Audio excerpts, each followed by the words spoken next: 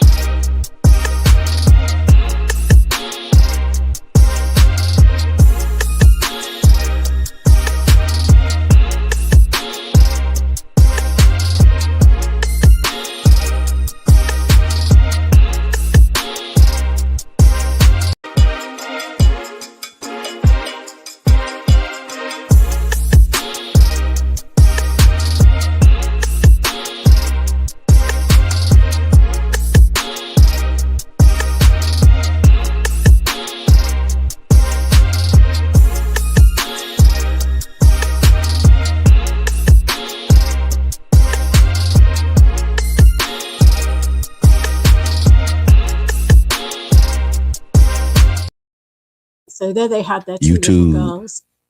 YouTube be YouTubing, boy. Thank y'all. Thank y'all, YouTube. I appreciate you. Welcome to the Tampa Bay Breakfast Club. I'm your brother, John. And this is Qiana. And this program is being brought to you as part of the New Image Project at the Community Development and Training Center, a.k.a. See That? See That.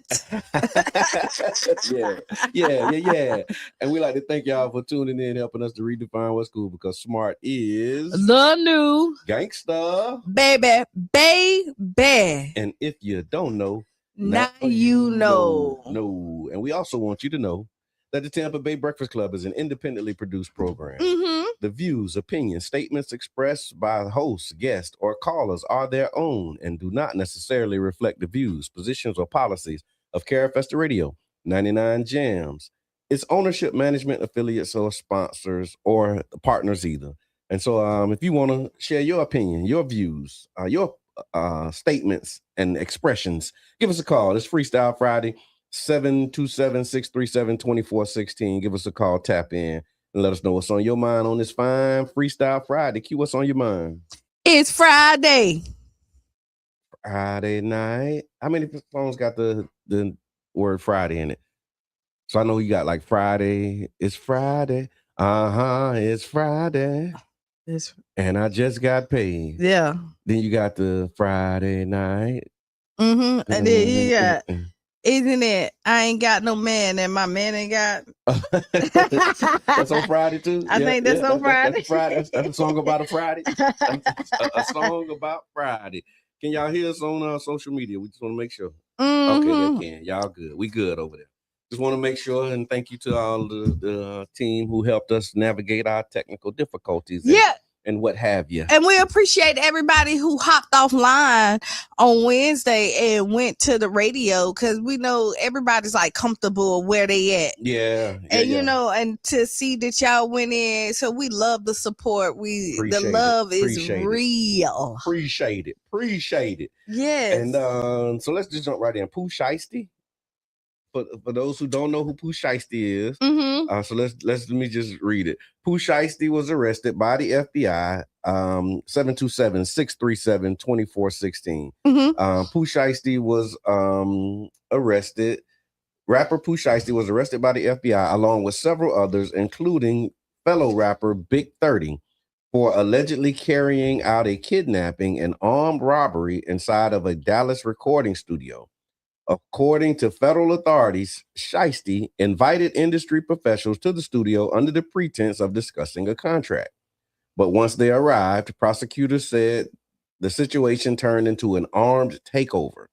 Victims were reportedly forced at gunpoint to sign documents releasing contracts. Oh, they had a conversation about the contract, all right. Forced them at gunpoint, allegedly, to sign documents releasing contract rights, while jewelry, Rolex watches, and cash were taken. One of the alleged victims is Gucci Mane, who previously had a business relationship with Sheisty through his label 1017. So, what's going on, man? At what point does like handling business and standing on business turn into criminal behavior? Like, you got to put a gun to their head in order to get them to sign the contract? Well, he wanted out of his contract, right? Okay. The contract was bad. He wanted out of his contract. But like, what's crazy is you said you wanted to have a conversation. Why you didn't have the conversation? And even if the conversation didn't go the way that you wanted to go, right? Yeah. You signed that contract. Yes. But you know, sometimes they be young when they sign them contracts. They don't have lawyers and all of that stuff. And then when they actually read the contract and realize like it was a bad deal, oftentimes it's too late. That's kind of the story of the industry, right? I mean, it can be, but is it worth? Contract when I was young, I didn't know what I was doing, and I needed the money at the time. But then now you realize that you know, in a slave type situation, and but is your freedom worth it? Like, you just got out. Yeah, they did say he just got out. He's on house arrest. Like, he has like an ankle monitor on or something like that. So like the fact that you like, he just got out and now back in jail. But so I shared a post with Woody. I saw it. Right. And it's really about your mindset. Yeah. Right. You have to change your mindset. You have to realize stuff that it's not worth losing your life over. It's not losing you. I mean, and some people think it is going to prison and all that other stuff. But when does your freedom and being out here to do what you love go first over you trying to prove a point that you a real man and I'm gonna take, ain't nobody gonna take nothing from me, ain't nobody gonna disrespect me like that. You know, like that. Yeah. Oh nah, you gotta see me. Yeah.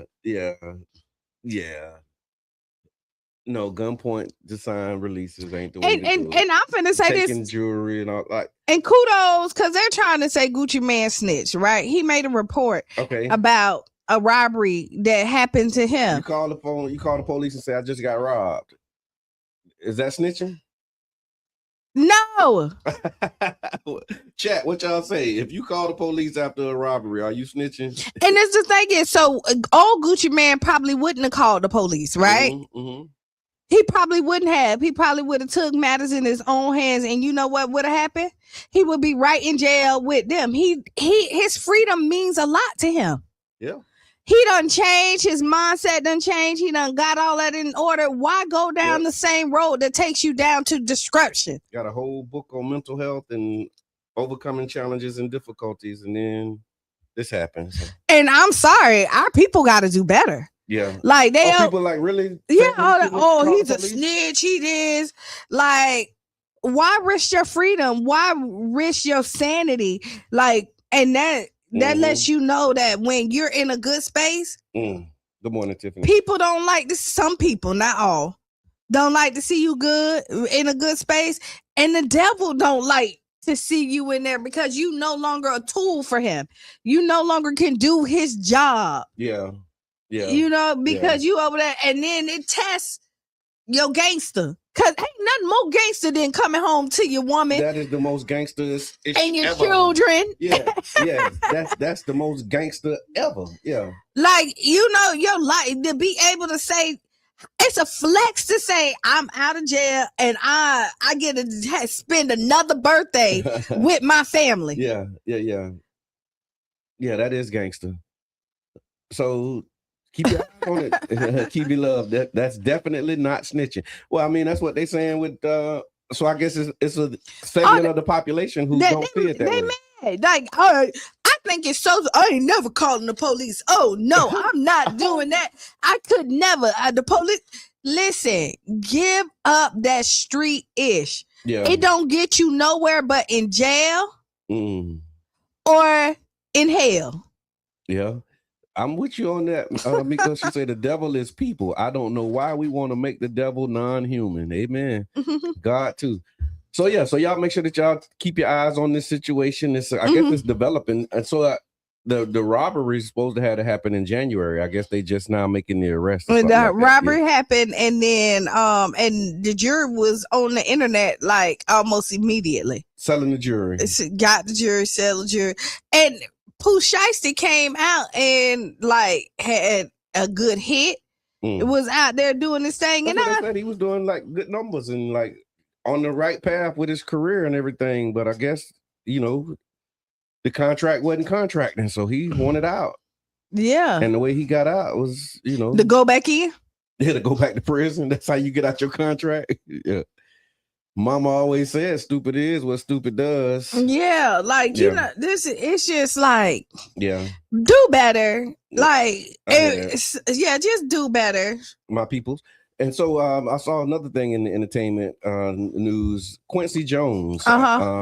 They said the estate of the legendary producer Quincy Jones, they sold a significant portion of his music catalog related to the rights of Harborview Equity Partners, which is an investment firm that specializes in music and entertainment and intellectual property. The deal includes selected music publishing rights, master recordings, and other assets from Jones's vast catalog that spans more than 70 years of music, film, and television.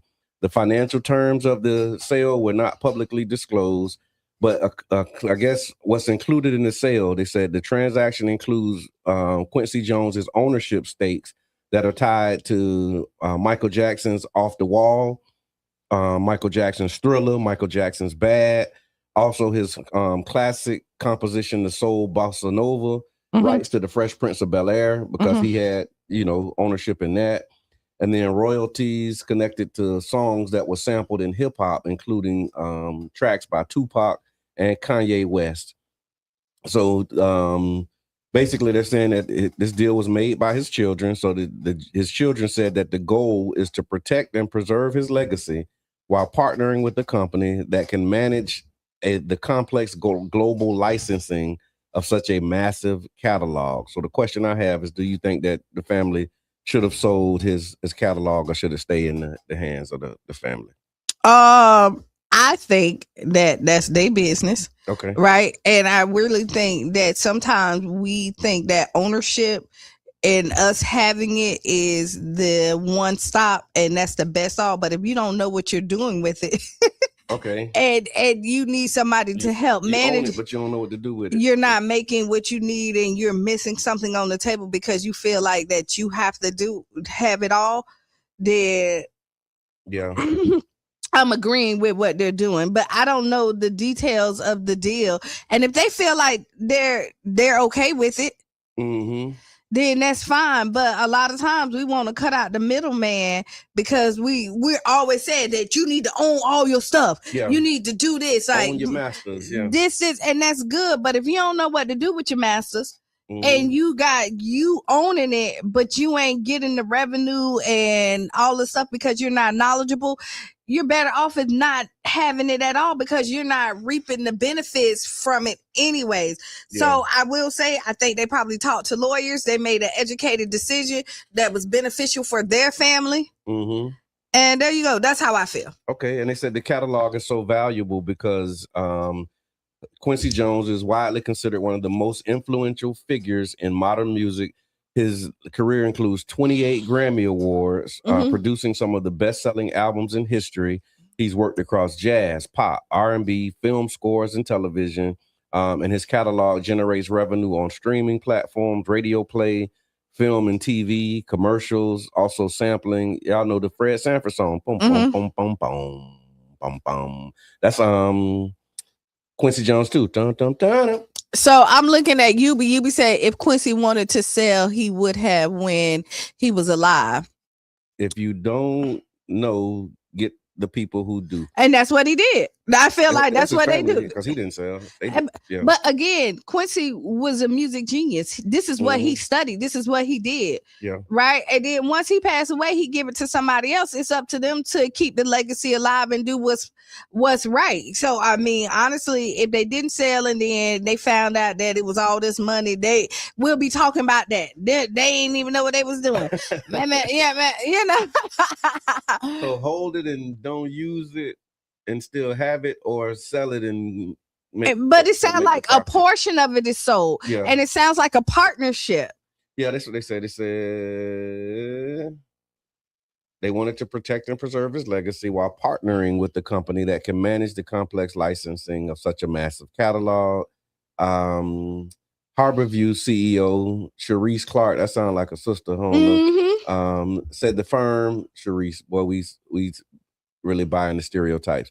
Sharice Clark said the firm plans to safeguard Jones's cultural impact while expanding opportunities for future generations to experience his work.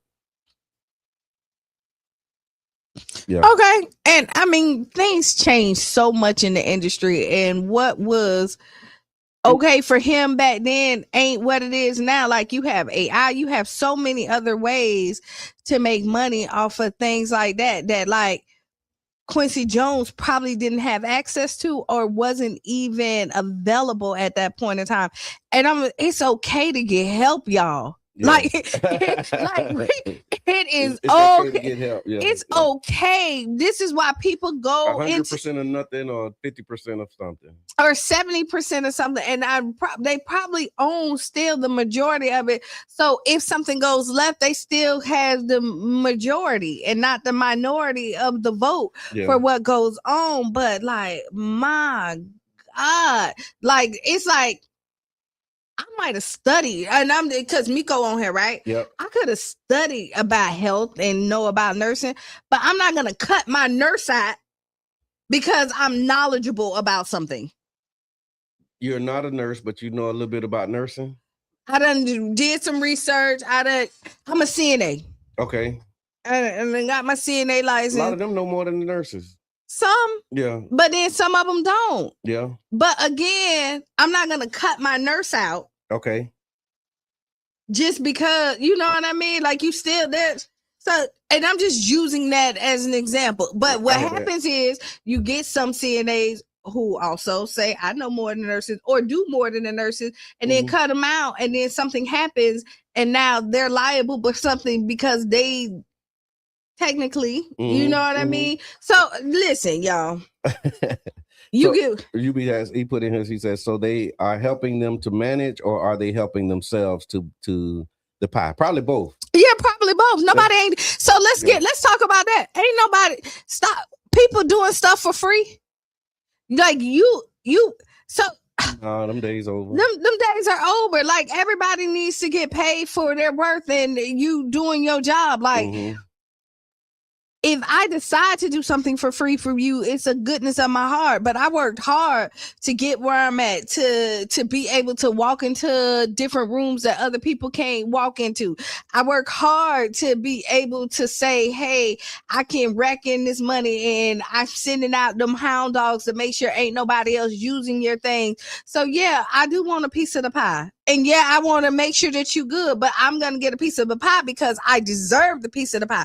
I'm working for the piece of the pie. Like I'm not just you're not Debo in the pie, right? Yeah, like I'm not just sitting in there this Let month. me get that. What pie? Right. This month. No, they're working with them. Like yeah, and I don't think the Quincy Jones people is fools. Yeah. You know what I mean? Yeah. Where somebody's taking advantage of them. I really think they sat down and made an educated decision. I hear that. Loud and clear. So yeah, but that's something that's all, and I thought it was pretty interesting just to lift up because it's one of those conversations, it's an ongoing conversation, and I think it ties into a lot of the talk that we have about ownership versus selling, and when to sell, should you sell, should you hold, buying, holding, all of that kind of stuff, and clearly it was probably in their best interest at this moment, or they think it's in their best interest anyway for them to sell. Miko says the difference is one got the education on paper and the other one don't. But some CNAs do know, especially if you've been doing CNA all your life and did not go back to school. Now you have a new RN straight out of school telling you what to do. So yeah, there's situations where the person may not have the paperwork, but they have the lived experience. And they can actually. And I get that. And so let me say this, and I shouldn't have to say this. Yeah. Is that we don't subscribe to all here. I was just using that as an example because I do know some CNAs that really get it done and really know their ish, right? And I know some nurses that don't know nothing, right? But I was just pass the test, that's right. They're good. So I get that, but what I'm saying is sometimes again you don't want to pass on because you know something. You got to do what's right for you in your situation. Right, that's it. And that's really it. Know when just know. All right, so one of the things we want you to know as well is the Black Money Movement is continuing to bring energy with two big events. And so the Cash Mob at the Canopy on 18th Avenue is Sunday, April 5th. That's this Sunday, 12 o'clock. So come eat, spend, and support local businesses. They're back with another one following the one on April 5th. It'll be a Cash Mob at JTD Inner City Foods on April the 11th at 12, because again, circulating dollars in the community is what matters the most. And it is a great opportunity for us to continue to make our people rich on purpose. And then speaking of on purpose, Healing on Purpose is April 18th. Tell me about Healing on Purpose. Healing on Purpose is a community event. It's a holistic way of healing. It's a panel. You're going to get gut health, how to get infusions as far as like a nurse coming in.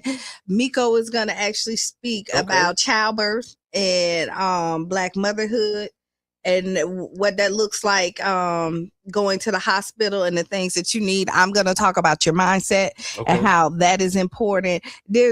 It's there for the whole family, and it's going to be a really good event. It's free for the community. There's going to be giveaways. Sister Naira, her and her husband is Repair the Black Family. This is their baby. This was their idea, and they put this together, and I think it's going to be something really good. It's going to be at the YMCA. Yep. Child Park YMCA, 691 43rd Street. Carly, we got a couple seconds. Yeah, go ahead. Before the break. What's on your mind?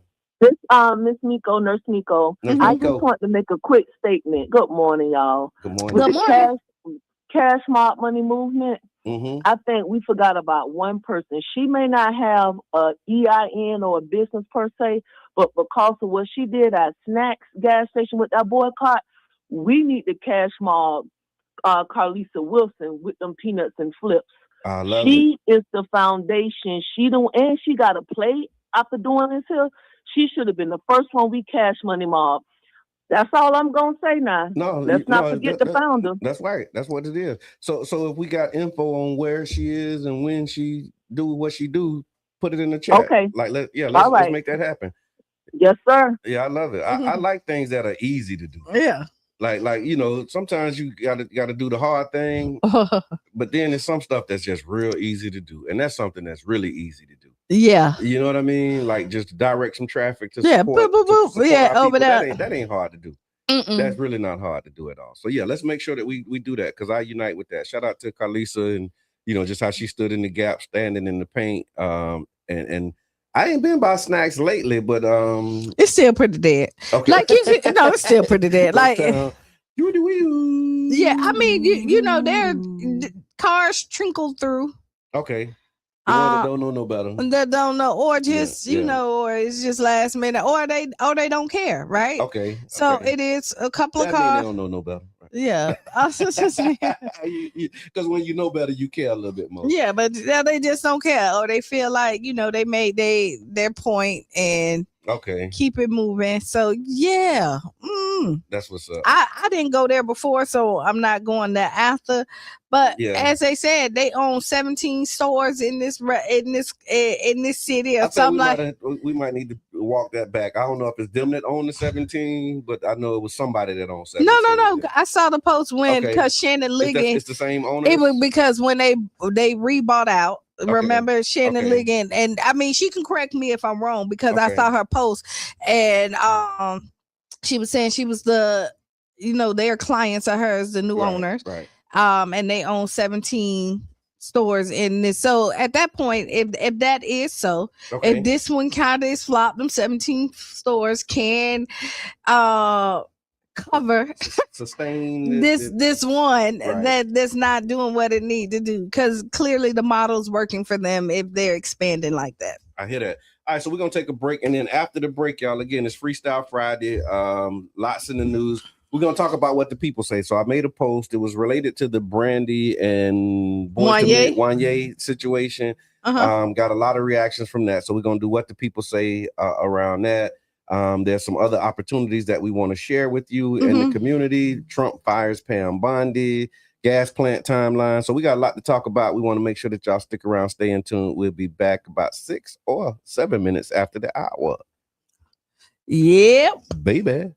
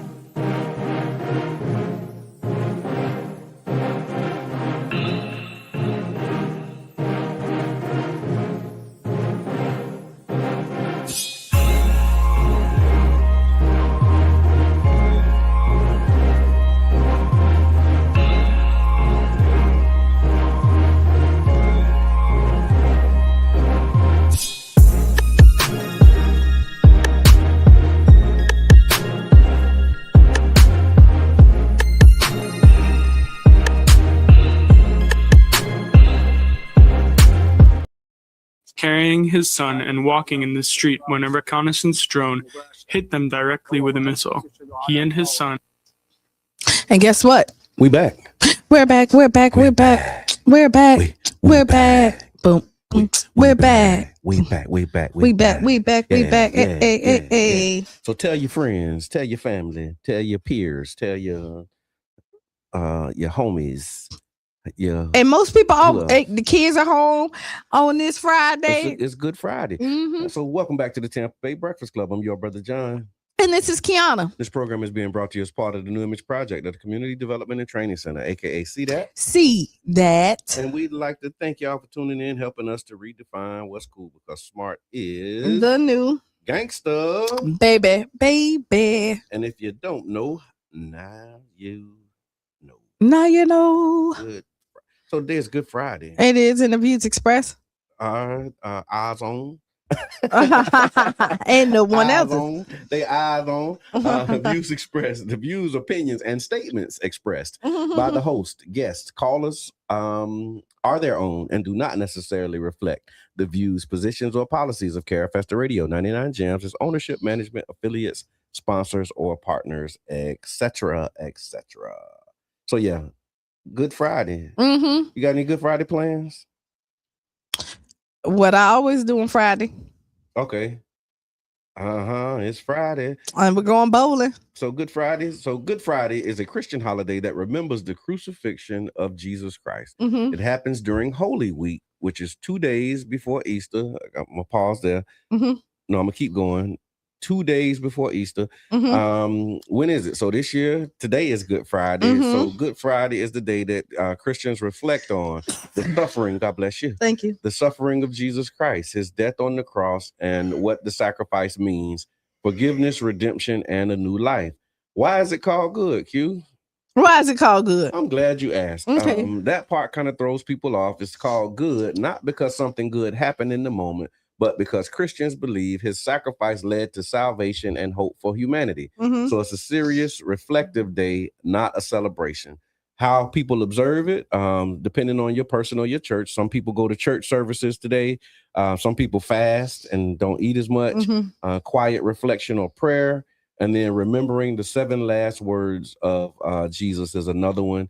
And some people treat it as well like a spiritual reset. And so Good Friday is a day in the Christian faith that marks the crucifixion, a time of reflection, sacrifice, forgiveness, and what it means to endure hardship for a greater purpose. And so your Good Friday reflections. You got a reflection on this Good Friday? About life, sacrifice, purpose, all of that stuff, forgiveness? Forgiveness. Okay. So that was one of the things, right? That was the whole point. One of the points of the sacrifice was forgiveness. And now, you know, you believe and you good. I know. I think for me, I think I carry this like all the time, not just on a Good Friday. Like it's not my Good Friday where I can be like, oh, now Good Friday ain't just one Friday. No, it's not one Friday out of the year, or like I'm gonna reset, or I'm gonna, you know what I mean? Like that doesn't happen for me. Okay. Like I feel like I wake up every morning trying to be the best version of myself, and doing, you know, trying to forgive people who wronged or cutting them off, or however the case I'm going to do, and just looking at the silver lining and living with a better mindset for me. You know what I mean? So I can't just say like today was the day that I was going to sit down and reflect. I do that all the time. Yeah. So you don't have to give me a title of a day for me to do that. So Good Friday for you is another day, huh? Yeah, it is. Okay. Kind of me too. I'll go along with that. So let us know. Put it in the chat. What does Good Friday mean to you? Is it religious, spiritual, or just another day? How do you rock on your Good Friday? But I respect for everybody that, you know, that Charlie Funk. Every day above ground is a good one. I know that. It is. For real. So. And you would say his pops always said that too. And I know, and even if you, so even with that, like with me doing that don't mean that like Good Friday for you can't be the day that you sit down and really say you're carving out time, because a lot of times we don't make that time. Yeah. And you got the time off, somebody gives it to you. So now you was like, okay, I can really sit down and reflect and make sure that I'm on the same path that I want to be on. Yeah. The right path, brother. Yeah, you're right though. I do that a lot. So yeah, it's not a particular day when that happens, but yeah, it is interesting that it's happening now in this time in the season. I guess with April 1st being the new year, you know, the real new year, right? And then, coming into the new year, that's usually when you do your reflection and you're resetting and you're all the things. And so happy Good Friday, I guess is that the greeting? How do you greet people on Good Friday? Peace be with you. Good morning. Good Friday. Grand rising. Grand rising. Good Friday. Are you a grand rising or a good morning type of person? I'm whatever. Yeah. I'm whatever. You reciprocate, huh? Yeah, I'm whatever. Bonjour. It's whatever it is. Whatever I'm just not one of them people that's like not on some most stuff. I'm not like. Yeah, it ain't that serious for me. Like if that's where you really serious about that. They is. Yeah. But when I will tell you is that when I text people or something like that, I'm like in my mind, so like, is this a good morning person? Is this a grand rising person? Should I say like, because you offend people in one way or another, and there's some people, because I like to respect people where they at. Okay, so if they grand rising people, then you grand rising. Yeah. Are you and if you're a good morning person? If you hey King, if you hey Chief, like I what up, dog? Yeah, if you I'm now too. Natural.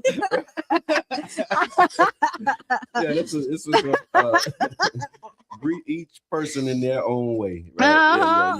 Some people huggers, some people not. Some people dapping up. Handshake, some people right. I'm with it all. Listen, I'm with don't shake hands. That's the cultural thing. That's fine. All right. Yeah. You bow. You don't shake hands. All right. Yeah, I'm all that. I'm not gonna be offended. I promise you. That's so funny. That's funny. It's funny because I'm like that too. Like some people like really like I understand the significance of these things. Yeah, man. But I also don't allow that stuff to give. Like I don't give so much weight to it that it just becomes like unbearable and control your whole life because people don't do it. Yeah. Like I think we give so much power to other stuff that doesn't, I get why they say good morning. Yeah. You know what I mean? The history on behind it. Yeah. When mourning and sadness and when they used to kill the slave. And all that. But you're giving the words power. Yeah. Right? And so you give the meaning of it and you feed what you want to have, because if you say good morning and somebody gets up and you have a phenomenal morning, it did what it was supposed to do for you. Greetings, Mr. Risa. Are you a good morning or she just said greetings. Greetings, y'all. Good morning or grand rising.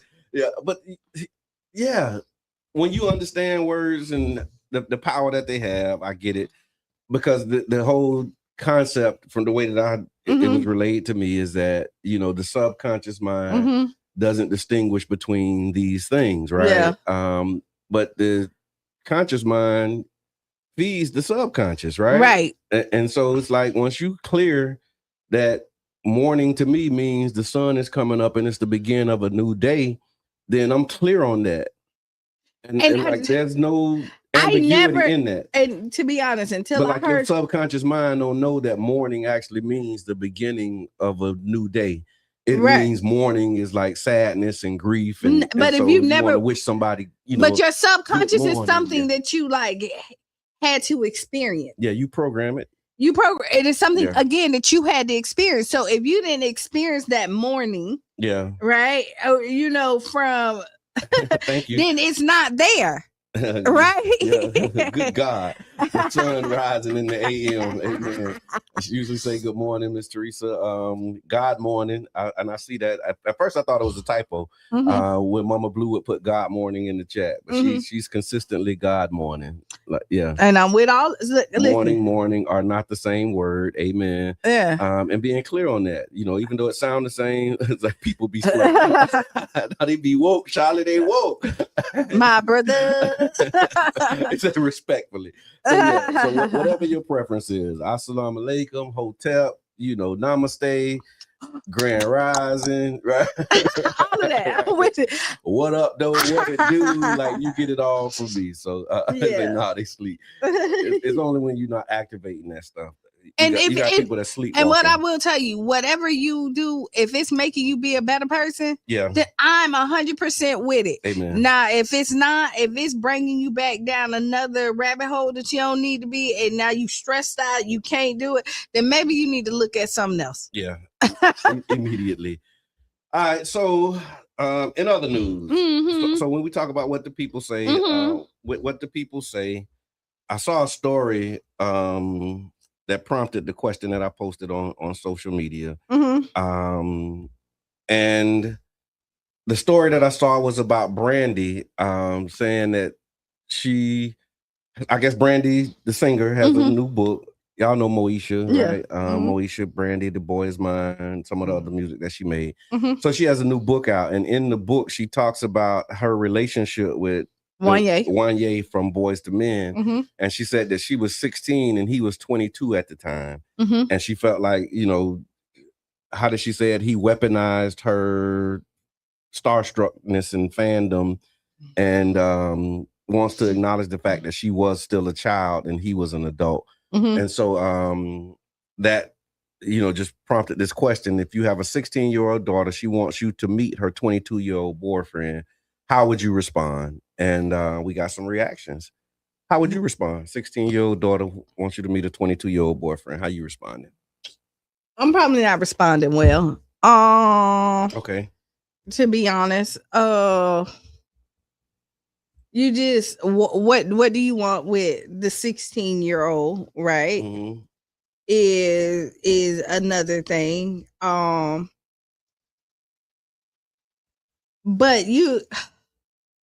let's talk about what the people say. Go ahead. so Charlie Funk say hell no, but go ahead. There we go. And so we have, let me see, 1, 2, 3, 4, 5, 6 themes that came up under the what the people say. Okay, so go ahead. Into it. So the immediate reactions that we got, the strong majority of the people was they would shut it down immediately. They say it is inappropriate, unsafe, and potentially illegal.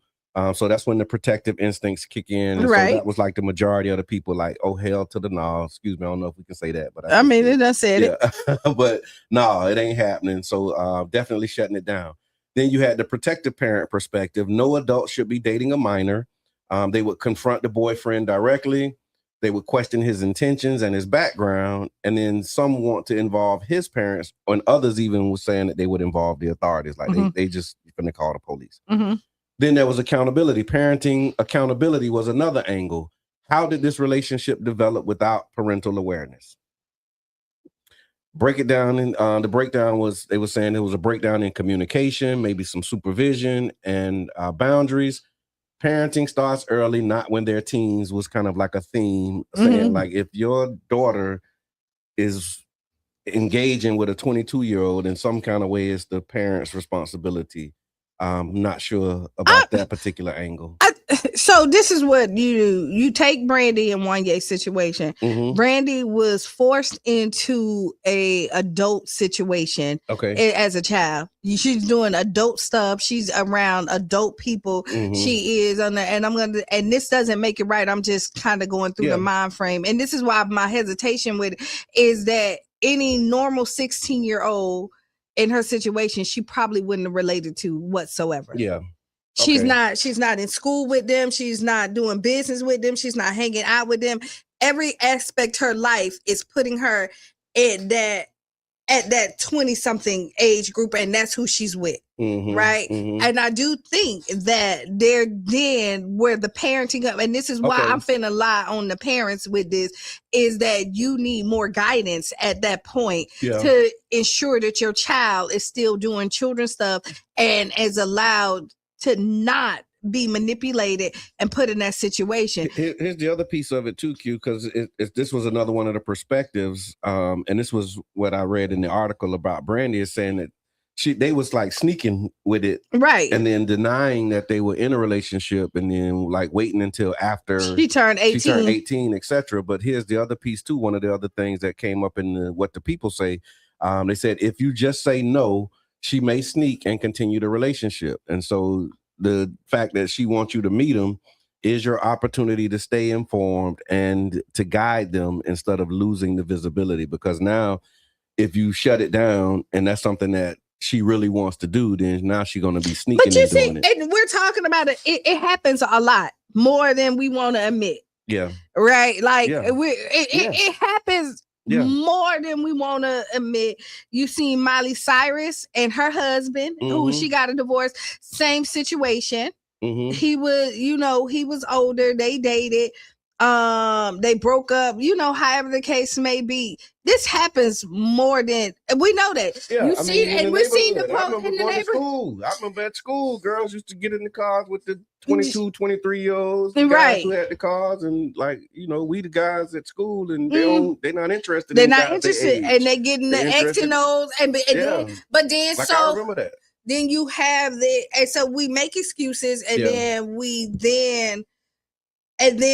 criminalize and do this, because they say women mature faster than men, right? And we give that example, and then we say, hey, so if that's so, then where do we put it in? You know what I mean? Like this is a very complicated situation, and I wish that she was protected a little bit more in this situation. But Brandy probably would have did what Brandy wanted to do, because she said that they snuck around. She did want to clear that her parents didn't and if they did, she wanted to make sure that they were cleared. Okay. You know what I mean? At that point. Okay, I got you. Because she was saying like something about the silence of it all, and she been kind of sitting with it, but knowing that, again, she was a child, and technically this person was an adult. And so the other piece of this, as a part of the what the people say, was the accountability issue. And so they said the adult accountability,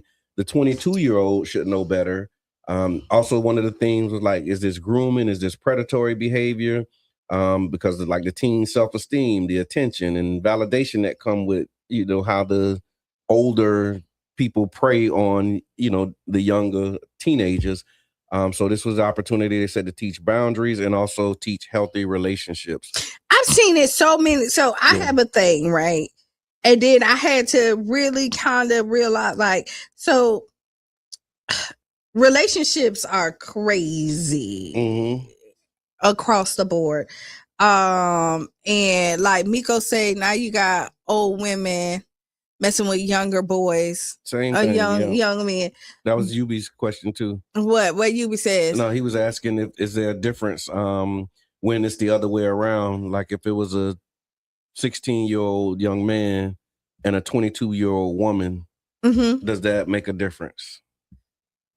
I think boundaries need to be set. Yeah. We see it all the time. Celine Dion and her husband. Okay. I think it's more accepted culturally. Like I think people be more all right with a 16-year-old boy and a 22-year-old woman. Like I think people love really don't have no. They think it'd be cool. He got him older. He got whatever. They be celebrating them young men. No, I saw a video with a woman. Did you see the one with the 13-year-old? She had a 13-year-old son with a 21-year-old woman, right? And she kept the 21-year-old at the house. And so my thing is, hold on, I want to see it. So there was another scenario. Just thinking about this, Yubi, when you asked the question about is it different the other way around? I did see a video of a mother who came home. She caught her 13-year-old son in the room with a 21-year-old. held the 21-year-old there until the police came, because she called the police, and they arrested the 21-year-old for, messing with the 13-year-old boy. Mm-hmm. So legally, it's not okay the other way around. But what I'm saying is culturally, I think there's more grace when you have younger boys messing with older women. That's just kind of So I think men give men passes. Okay. Right. Oh, you got you one. Oh, you got you. The women, the moms ain't okay. No, the moms ain't. No, they're not. Not typically. Okay. Not at a young age, but there is a thing called grooming. Like I know somebody right now who watched somebody grow up or whatever, was married, and then they end up getting together, right? Okay. Later on in years. And then I was like, is this grooming, or did just two adults realize they got something in common 20 years later and then connected? And now because society's gonna tell you that because you saw them, you know what I mean? So you met them when they were a child, right? Like you would, or whatever the case may be. Like y'all moved 10 years later, they end up connecting. So I saw you at 16. I was 22. But I wasn't interested in you. Like but now you 26 and I'm 32. And now we're right here. And so at this point, grooming? Is that what they kind of trying to say? Like it was. That was they was like, oh, that's sick. That's a grooming.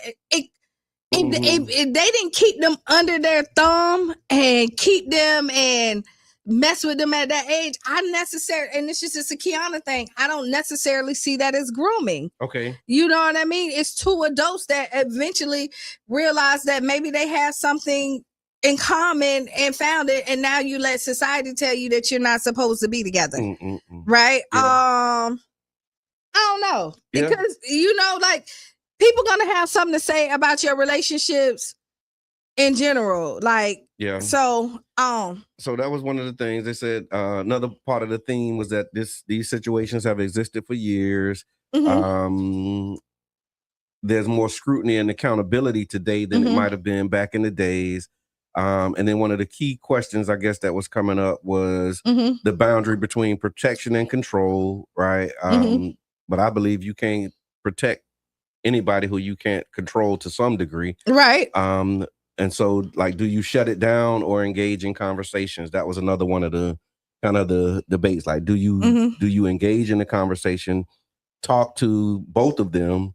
That was one of the comments too. I'm trying to remember who put that in the might have been Lade Hayward, but she put in the comments about how this is a moment for you to sit down with the 22-year-old and the 16-year-old and find out from them what makes them think that this is okay. Like, not condoning it or going with it, but like, here's an opportunity for the 22-year-old to learn something as well as the 16-year-old. So is this a teachable moment, or do you just shut it down without providing the lesson? I think you always Yeah. I think conversations always need to be had and understanding before that. And see, like Miko just said, no, you don't watch a girl in diapers and now you want to sex. That's rape. Okay. Right? Okay. But again, I'm gonna say this. I personally agree with Miko with like, if you watch somebody. But again, I'm telling you that you're supposed to see this person as family or something like that. Yeah. Like, I'm pushing my will. Like, that person may have never seen him. Let me just set the stage. So if it's a family friend, watch you grow up, and now later on that family friend and somebody who watched you grow up, now y'all in a relationship. But again, is that necessarily grooming if that person never approached that person, never did anything? Okay. They just, and then later on they end up being together. Okay. You know what I mean? Like, I'm asking. This is because we push that on them. But if that person, if you never like, okay, you see somebody over there. If I always saw you as little so-and-so, then you always going to be little so-and-so. To you? Yeah. That's what I'm saying, to you, but everybody don't. At a point where little so-and-so done grow up, it's like, that's still little so-and-so. Like, we push our will on, we push what we think somebody else should do on everybody else. And I'm not saying and for me, I don't want to be that the moral police to tell you on that like you're because who am I? What if this person end up marrying the person, they got a great life. This is who they God bless them. right. Yeah. And they gave them a better, like, you know what I mean? Who am I to take that from you? Mm-hmm. And again, as children, we protect. Okay. Right? And we fight 16-year-old. But once you get grown, you do as you please. Like Shayna just said, she was having trouble with her son dating older women, but she had to be okay with it because he's an adult, and she found out that's who he like. He just like older women. Okay, I hear that. You know what I mean? You like what you like. I mean, that's as an adult, right? Yeah. Like so when she says dating older women, but had to be okay with it because he was an adult. Like that's different from children. She said, I was not okay with my son dating older women until I found out that's what he likes. So I have to trust him as a young adult. Like, I get that. We're talking about like 16-year-olds, like teenagers, right? But yeah, adults, you pick your, you pick your struggle. If you like Mr. Charlie or Miss Esther, or, then that's what you into. That's what you into. But that age right there, you right. Look at your parents and the grandparents gap. Like, my dad was 10 years older than my mom, so I totally understand. And then we sit up and be like, But when you think about it, you like, was that okay? That's all. That's the question. Like, if you was the mama and a 16-year-old say, I got a 26-year-old that I'm dating, like, are you okay with that? Like, maybe back then they was, maybe they wasn't, but it happened. It does. And it happens a lot. So, and a lot of times they end up sneaking around and doing all this other stuff, and then you see this, and some people give the okay, and some people don't, right? Yeah. And I would say yes. Yubi's question is there a difference once they're adults? I would say yes. Yes, there is. There's a difference. She said, my daughter 29 and I still don't want her with the 50-year-old. I mean, I'd unite with that, but I will tell you this. Like, they're adults. The first time I really had to accept it is when, like, my daughter started dating older men. Okay. And I really, as an adult, like, let me get this clear, as an adult. But I also realized is that, as Brandy, is that there wasn't a lot of people her age at that point that she was relating to, because she wasn't doing normal 18, 19-year-old stuff. We're traveling the world. We're doing a lot of stuff, and so when you're thinking about the conversations and where you're relating to is kind of where she ended up going. And when I sat down and had to evaluate that, I had to accept it. Right. And I will tell you, I'm one of them people, I don't believe age make you mature. Life experiences does. And do what make you happy once you grown, because at the end of the day, your mama gonna do what they want to do, your daddy gonna do it, and your children gonna do what they want to do. So if it's something, if you find true love when you're grown, let me say that, you do it. What about this one? Would you be okay with your child dating one of your peers? Uncomfortable, but that uncomfortable. Even as an adult? Uncomfortable, maybe. As an adult, no. What? No, I don't think I'd be okay with that. That's a daddy. I'm just I don't think I'm cool with that. And I would, I mean, I would probably, and you know what? I've never had any of my, I've never had any of my friends or my male friends ever. Put it in the chat. Y'all let us know. Would you be okay with your child? And I also have I have a rule too. If I saw you grow up or you ever call me Miss Qiana, you can't date me. That's what I was saying earlier. So I can't date you. But that's what I was saying. So and the flip side of that is, if I ever called you little, but that's my rule. They call it, but I unite with that. That's my rule. What I'm saying? Like, if you was little somebody and I was big somebody to you, you always gonna be that. Like, it ain't like, oh, you done growed up now. Like, no, you still like my boyfriend is younger than I am. Yeah. You know what I mean? There's an age gap between us. I met him as a grown man. Yeah. You know, I didn't watch him grow up and all that other stuff. Yeah, but you know, because I get this question all the time when it comes in there, and I'm like, that's totally different. Yeah, because like my wife older than I am. Wink, wink. And you was up when you was young too. Man, I sure was. We was teenagers though. Yeah, but nobody could stop you. Nah. Nah, I couldn't stop myself. But I mean, that's another part of the thing, and it's only like 18 months. It's not like way older, but it is something that we talk about. But I get it. Like again, once you older and you have these conversations, who you attracted to, who you attracted to. So he said, now I'm sex someone that could be my son or son's friend, and she said no. No. And I mean, and I would tell you, it is. I could never date any of Cheyenne's friends. Yeah. Like if you was her friend, like, and I have a rule. Like if you call me Miss Qiana, couldn't do it. You could do it. Tiffany said, I could never date any of my son or daughter's friends, grown or not. Mm-hmm. I just don't see them in that light. That's exactly right. I agree with you. Yeah, like but this is something that you. Oh, but you know what? I just thought about it. I ain't gonna say it on air, but I got some stories that just came up for me. And that's when we started talking about, I know somebody that saw somebody and now they have a baby together. Yeah. They're both grown and they're doing whatever. Yeah, I'm gonna just move on. All right, we're gonna dead this conversation. Thank y'all for your engagement on this one as well. But definitely a conversation that absolutely needs to be had. And make sure that you're keeping your eyes on your girls.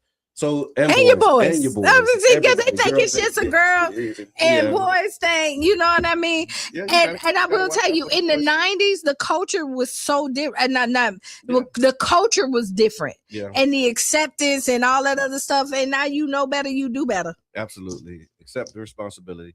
So the city of St. Pete has announced a tentative timeline for the gas plant redevelopment proposal selection. So this is right off the city of St. Pete's website. They announced it on March 31st. The city of St. Pete is announcing the tentative timeline for historic gas plant redevelopment proposal selection. We'll come back to that. Yeah. At this time, the process of reviewing and shortlisting proposals that were received is underway. City staff evaluators have completed an initial review of the submissions, and those analyses are available on stpete.org/gas plant. The evaluations will be forwarded to Mayor Welch for his consideration. The tentative timeline for the remainder of 2026 is as follows. And so for this month in April, the city staff will begin the first phase of the Urban Land Institute study. The study will include an analysis and aggregation of previous studies, community feedback, and other research. So basically what that means to me is that they're going to look at all of the other studies and all of the research and community input and info sessions, and they're going to put it all together into a comprehensive report. The city also in April will be hosting a public meeting with the shortlisted developers at the Coliseum for the public to meet with the developers and ask questions about the proposals. And so when that date is announced, make sure that if you're interested, you show up, because there will be an opportunity for you to engage with the developers who made proposals. Following that public meeting, the city will initiate a 30-day input session to gather feedback from residents. Additional stakeholder or community engagement meetings will also be announced. How you feel about these public meetings and info sessions that'll be happening this month? Where you at with that? Do them, respect them. You know, I'm just over everything. It was the exhale. Just do them, respect them, and I really think that we shouldn't be making no decisions until after the election. Okay, let the new mayor or the current mayor, but get through all this other stuff. The newly elected mayor. The newly elected mayor, so new city council, the city council. Okay. We got a whole new it's a new deal. So we need fresh eyes. We need new perspectives on it. And I think. I'm just thinking how far. It ain't that far. The election is, It ain't that far. It's 8 months. You can have a baby by then. Okay. Wait until after the election. Yeah, I would. And let the new administration do it. This makes how many administrations? I think they've been dealing with this since maybe Foster. Who cares? Foster, Kreisman. Who cares? Now Welch. So? And maybe Welch 2.0 or somebody else. Yeah, I would. And this, so if I would be focusing, I would do if I was the mayor right now, I would gather all the information and let them know that I want to listen to the people, make an informed decision, and then I won't be making that until after I'm reelected, after gathering and sitting down and consulting the right people to make sure that I make a right decision so we're not in the same situation that we was in last year. Okay. Because I want my city to thrive. Right. I hear that. Now that would be that if I was on the team, that's what I would say. As the proposal, like this is what we need to, how we need to be gather moving. all the information. And either way, if I'm the person or somebody else, I want to make sure that the city is in a good situation so that moving forward, we make the right decision for our community. And so regathering the information, even though we had information before, now we know that there's a possibility that it looks totally different. And I think that's what this Urban Land Institute study is supposed to do, right? Take all of the information, all of the previous stuff that was done, and maybe update it to what the current situation is. But then the decision point. So here's how the timeline, the rest of the timeline shakes out. So that was the April timeline. Again, there'll be a 30-day input session to gather feedback from residents. Stakeholders and community engagement meetings will be announced. And then May, let's say following the 30-day public input session, city administrators and directors will complete their strengths and weaknesses analysis of the shortlisted proposals. In May, the Community Benefits Advisory Council or committee application portal will be opened up. The CBAC is a nonpartisan board that advises the mayor, city council, and citizens of St. Pete and consults on the implementation of the Community Benefits Agreement Program. That information will be provided as well. And then subject to city council approval, the CBAC committee members will be selected at the May 26th Committee of the Whole. And then in June, so this is the timeline. So in the summer, June, Mayor Welch will select a proposal following a comprehensive review of the proposals and multiple public input sessions. And then following the selection of a project, the proposals will be formally vetted by the CBAC City Council in alignment with previously established procedures. And then by July, the CBAC will host 2 public meetings using the feedback. And then the next steps following the July meeting, they'll be announced later this year, but they're looking to have this thing wrapped up before that election. It looks So, Miss Teresa, to answer your question, who is the right people? I can't tell you who the right people is, but I do think that you were saying make sure that we have the right people, it's reviewed by the right people. And well, once we revote people in and do all, because we're going into a whole new administration. Not saying like no, not. I mean, let me. You'll have new council. Maybe. So let me say that. So I'm not saying like the current mayor ain't going into office, right? But it's possible he might not. But he might not. But you're coming into a new term. Let me say we're going into a new term, and I don't think that you should do business that's gonna last for another term at the end of a term. So what about the perspective of I've been working on this for 4 years and I don't want to leave without getting it done? What happened is that was going to happen, and then the hurricane happened. But you still got 8 months to get it done. And that's just me. People gonna argue, right? They're gonna argue. The other side of that is like, okay, I've been working on this for 3.5 years. I got 8 more months. I'm trying to close this out and not close. And then if I get reelected, I can finish it. And honestly, if I'm doing it, depending on what it is, you do want to close it out because people don't like to come in the middle of something else. That's what being done. That's what, matter of fact, that's looks like what happened with Welch. Like they made a decision. Kreisman them made a decision. They picked somebody, and then when the new administration, the Welch administration, came in, they canceled the deal and started the process over again. So if they do that, that's another one of the potentials. Like this administration could choose a proposal. If somebody else is elected, they could say, oh, well, we don't like that proposal. We don't like the process and how that was done. And the new administration could cancel it. And that's a waste of people money and time and all. But strategy wise, I could see it either way. Yeah. Like, because when you start something, nobody else don't want to clean up your mess, right? As they say, and I'm not saying this is mess, because people will. A little messy though. No, but I'm just saying people will twist your words. Nobody else, like if you start building a house, nobody else want to come in there and I just saw that on the news. Start like somebody was suing a company. They was trying to get them to repair it, and everybody like, nah, we ain't touching that. We ain't started. We not gonna. They don't want to do it. So then the last person has to come in. So and if you can't get that person to come in, now what do you do? But that's a good strategy for our current mayor as well. If you go and push it and start it, nobody else technically wants to touch it, and Or will that cause them to reset like he did? Because he came in.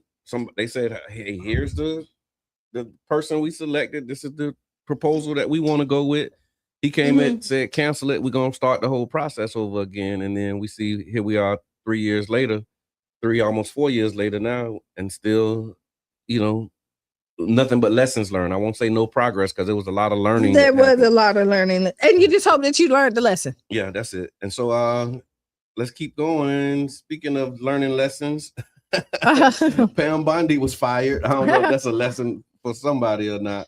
The lesson is that there's no loyalty over there with WIG. Okay. It don't matter what you do. You can kiss butt, try to cover, change narrative, argue it down, do all of that. The releases, everything you could do, be right on the side and never even look wrong. And if you cough that one time wrong, you're fired. Yeah, out of there. So for those who don't know, what had happened was President Donald Trump has removed Pam Bondi as Attorney General, and she's only been there a year, just a little over a year in the role.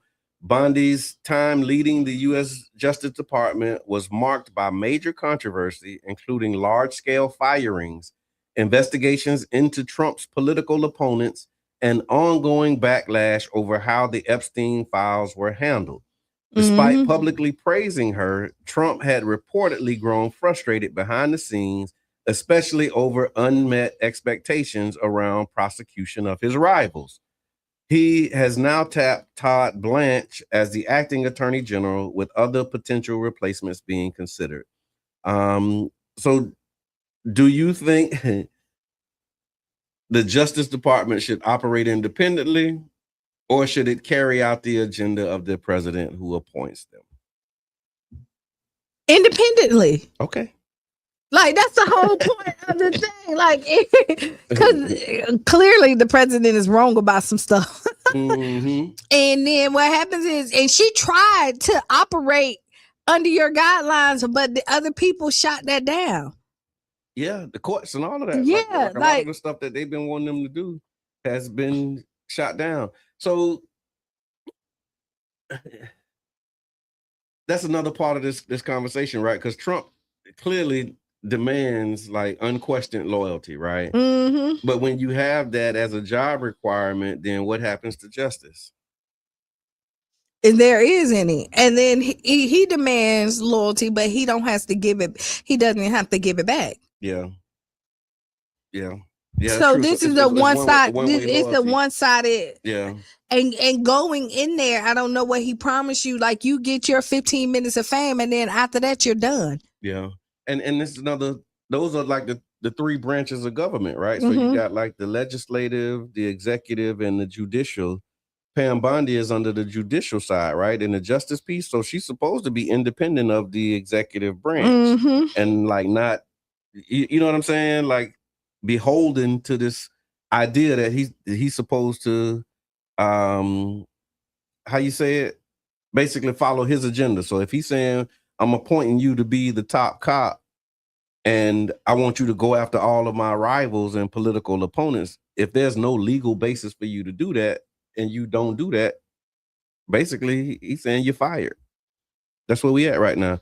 UB says it's supposed to be independent. That's the point of checks and balances and the three branches of government. We're on the same page. But apparently all of that stuff is out the window these days. So yeah, but I thought that was interesting as well. Last thing, it's almost time for Ask Qiana, so I'll save that. So let's do Ask Qiana. Okay, go ahead, because we got 10 minutes. To go. So Ask Qiana is brought to you by the One Community Grocery Co-op, OCGC.coop. And you can become a member owner today. Dear Qiana, Mm-hmm. my husband is a security guard, and he never turns it off. Everywhere we go, he's scanning the room, watching people, pointing out what could go wrong. He notices everything: who's coming in, who's leaving, where the exits are, and who looks suspicious. I get it. That's his job. And honestly, I appreciate that he wants to keep us safe. But sometimes it feels like we can't just relax and enjoy ourselves. A simple night out turns into a full security briefing. He's always on edge, and it's starting to rub off on me. At what point does being protective become too much? Should I just accept that this is a part of who he is? Or is it fair to ask him to find some balance so we can actually live in peace? I think you should ask him to find some balance. Top flight, baby. It is. Top flight. But I know that's aggravating to be with somebody that always like you like, dang, we want to enjoy ourselves, but he can't. Six. There you go. Oh no, sit right here. Right. You didn't see that. You see the guy over there? He look like he up to something, right? Right. And then I would. So this is so. Put your purse on the inside. Don't put it on the outside. No, don't do that. Yeah. I mean, I think it's a conversation that we had. It may be really hard, but Dean, I think you will find, what I would suggest is that y'all find other stuff to do where it's not a lot of people. Like, find a. Just don't go outside. No. Go outside. But go outside with your friend. Like, you create the atmosphere that you want. Yeah. You know what I mean? If you know that. Put your mask on, baby. They putting stuff in the sky. Please, you might not need to breathe that. No. But then start creating those atmospheres. Go to smaller venues where there's not that the people that's there that's a little bit more intimate, so that it ain't where you got to watch your back.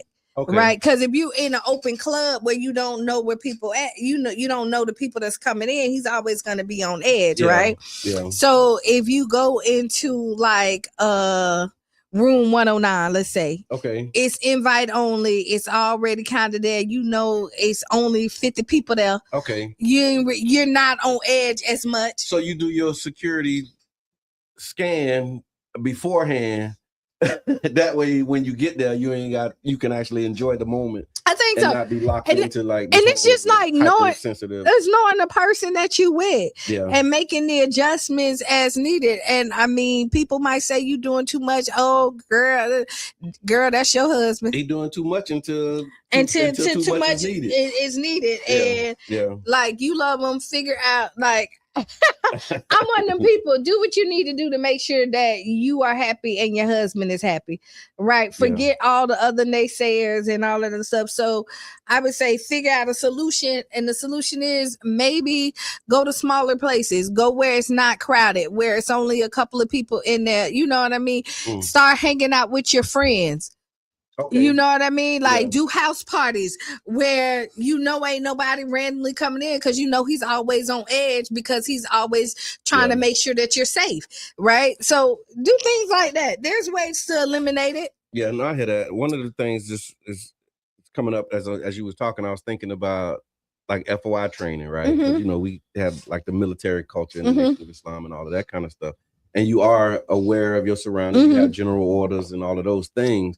But one of the things that we were taught too is the best security is the security that you don't know is present. So like you don't have to like let everybody know, hey, I'm security. Right. The best security is the security that you don't even see, you don't even know, like, but you are aware and you alert to what your surroundings are. So I think it's the question about balance, being able to find the balance. Of course, you want to, be on post. You want to make sure that you're paying attention into everything that's happening, but you don't want it to become uncomfortable for your principal. No, you don't. Because if the principal, if they're worried, then that goes against the whole idea of security. You're right. You know what I mean? The whole thing with security is I'm able to enjoy myself without having to worry about any harm or any threat. Yeah. But if your principal or the person you're securing, if they're on edge and they're worried, then you're really not doing your job as security. No, you're not. You know what I'm saying? Like, it's not. And you're pushing it on somebody else. Yeah, like your job is to make sure that nothing happens to them. So I get that, but that's the primary part of the security. But the secondary and one of the other pieces that's also important is making sure that the person you're securing is actually secure and they feel comfortable. Right. And if they feel comfortable, then you really doing your job. But you definitely need to have that conversation with your spouse and let them know. And y'all have to come up with it together because there are boundaries that needs to be set. Like, because you don't want you to bring, because he probably don't want you to bring your work home. True. You know what I mean? True. And there's probably a conversation like, yo, babe, like we can't do this. Like, you know what I mean? Yeah. And then but sometimes you gotta help people. Yeah, help people help them. You do. Help people help you. Again, it's all. I think it's a lot of that has to do with manners and just how you handle it, because you can be security minded, and where like your wife will know, okay, yeah, that's just kind of what he do. This how he roll, without it being over the top and all exaggerated. You know, top flight type. And people ain't gonna like this. It could also be an insecurity. Okay.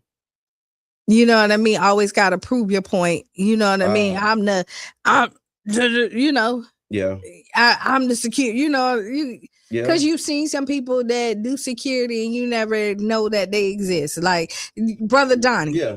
He's always super calm, cool. You know, he's paying attention. He know when you leave, he can tell you everything that happened. Yeah. And you never, y'all joking, laughing. You didn't see it. You didn't know it was happening. Right. And that's the type of security that you want. You know what I'm saying? Because security is technically is supposed to stop and make sure things don't happen and not escalate. It's not a response. It's no.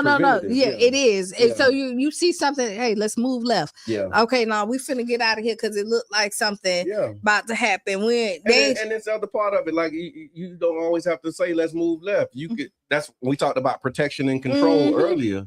It can be as simple as we dancing and I see something and I'm gonna move you to the left. Right. Same thing. I'm just saying. I don't want to like bother you. Right. With like, oh, you know, this might be a threat, but you see the threat, you make the adjustments, and then you keep it moving. And you need to engage the principle in the security. Agreed. Well. You know what I mean? So yeah, bro, take it easy. Had a conversation, but yeah, no, that was it. I think that was a good one. Good stuff, y'all. Yubi said, have fun in different settings. It allows him to be less apprehensive. True.